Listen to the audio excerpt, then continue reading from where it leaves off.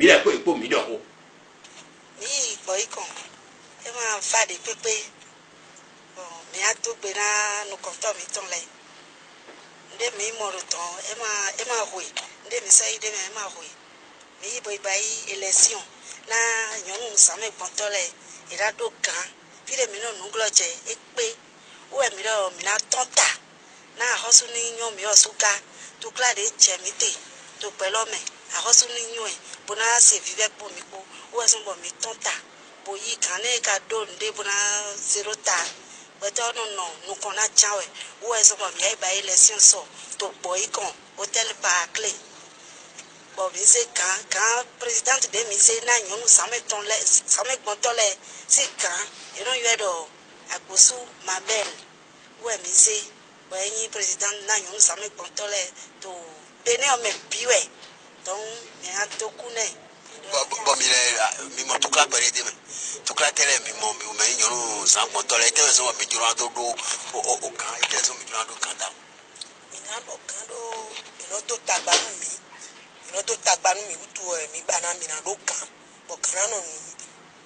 e gala no mi anti yo la do sisi na mi o la nya be anyonu yawa o chon le wo to de o vvcc vive kele me vive kele me mi do la mo o ma tu fio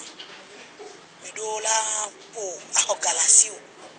police o chon la no to nu po na mi to kusi mi o abi mi ne so gava mi ne ho leke inu o le desert bandi o hon bro be hey vvcc le to ametin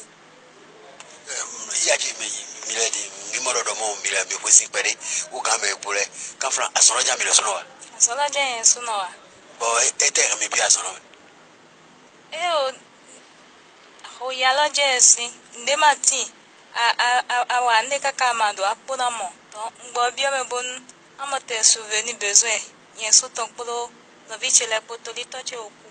me de makaso de yin bona han polo no che poto o ezo ngbo bi o me o kan ni mi ka do o kan ni mi gbo ado de ko mi gbo ado de go town to le e do mi gudo de ma yen gbe àmọ́ mi sa te mo ka bo so ese do ta di me no me he din e gan wa so ha mi do da so wa ha mi e din da blue me bo me de ma yun e din le e te gba o bo ko te mi do ran gona ano o de mi na gona we ndo to kan le eni sa jale bo bo mi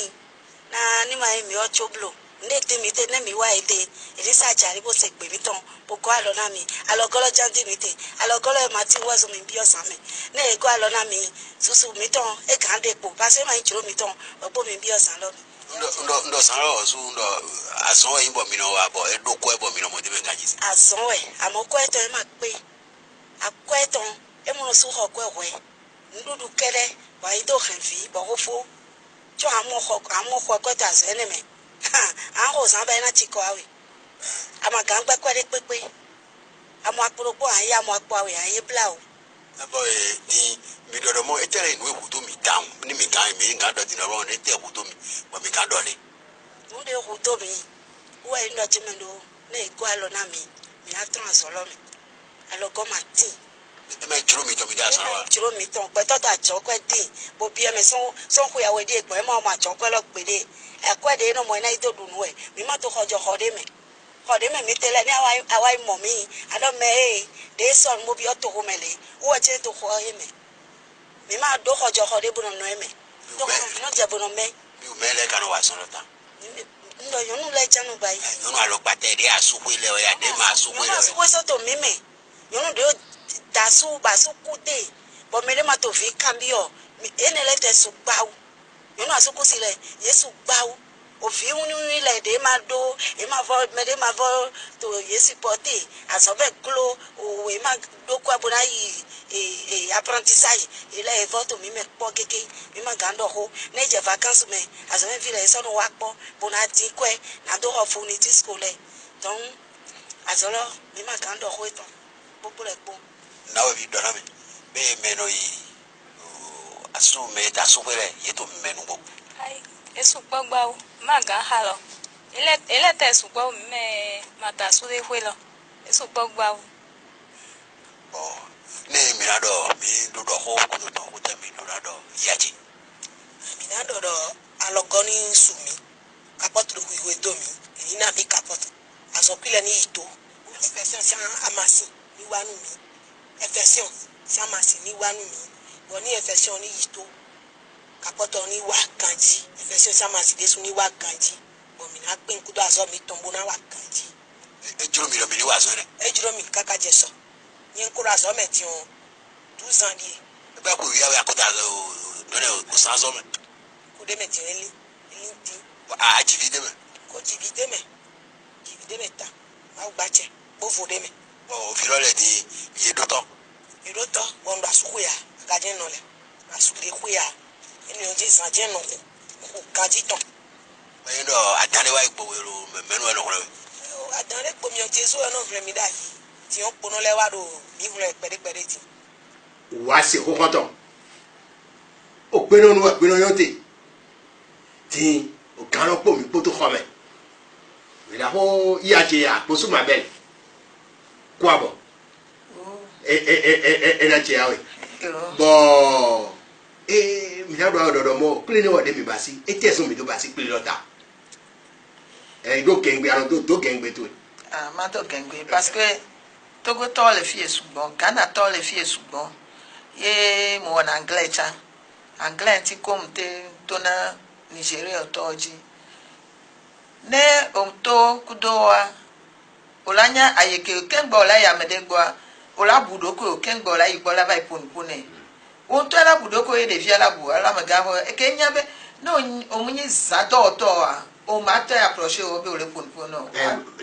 nu kenti mi vale o bobo wa fifio kaka o so do presidento nu ke mi leji o okay nu ke mi po mi so ba re o bobo sa mi po be o pro na nyonu over iwu na order na de moji mi na keti o kaka kengbe mi lapo police o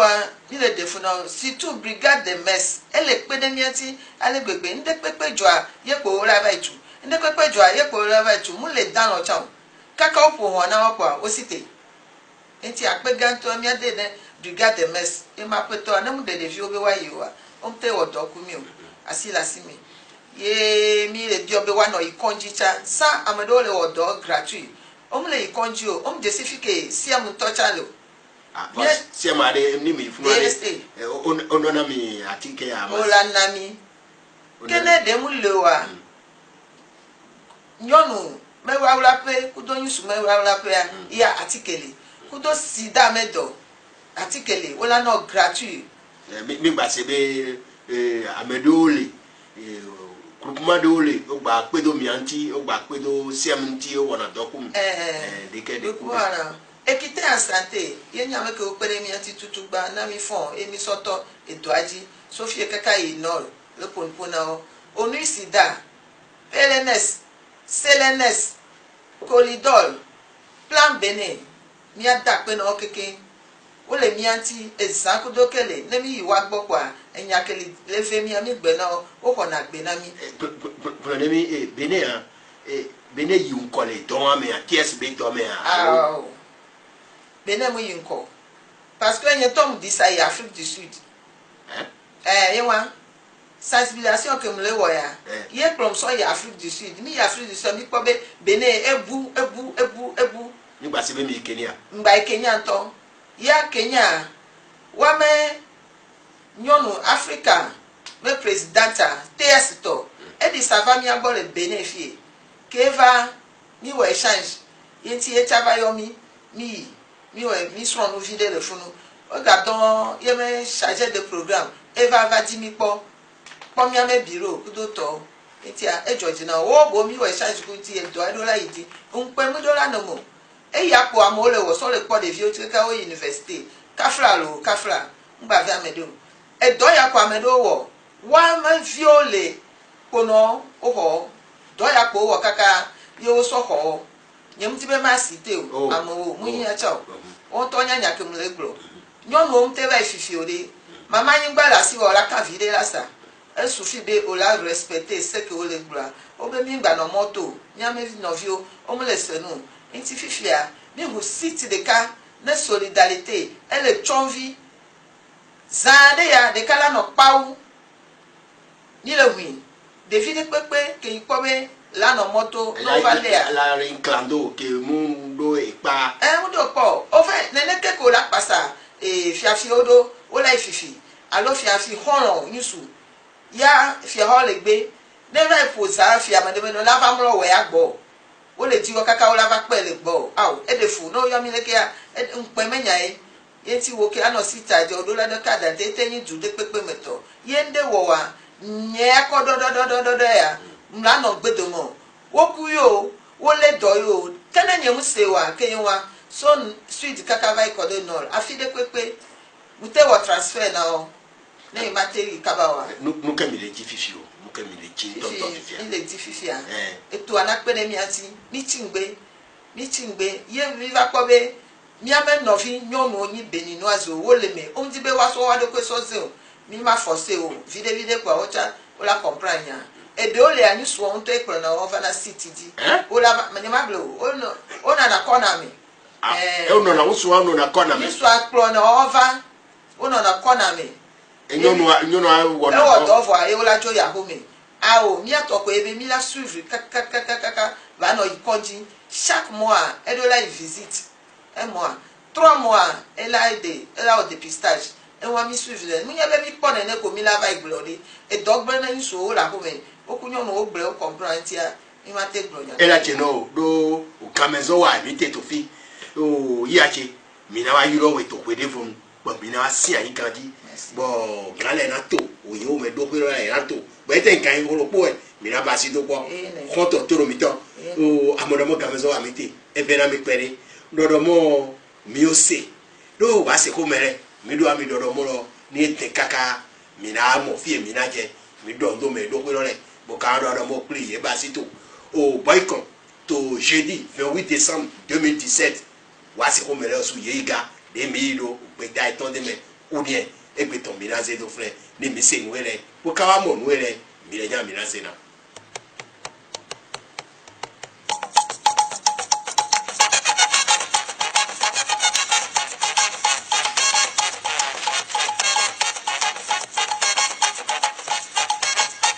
ni mi mo oyi habitant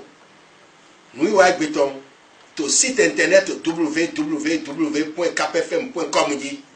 nyoa yena boya ton raison amo bela mi buraima ou wule yero bu zedeji Richard Sogba weyi ko ile podo kandi a secrétaire banyo seawe a Serge Bokera ou de mina dondo nyoa eton we oyina mi mabel akpesu mi le popo mi do ou enu konto ts leton to benero popete mi do bo gbe na mi ni ayi to hihon bo ye to be yo jawe mi na wa yiye na kan ko ro pode bo mi asi ayi bo do ho konton agbero me bro egbe ton mi na ze to fle so nyonu zagbe je di gan cha to me ni ndi ba jam ya mi na we de bo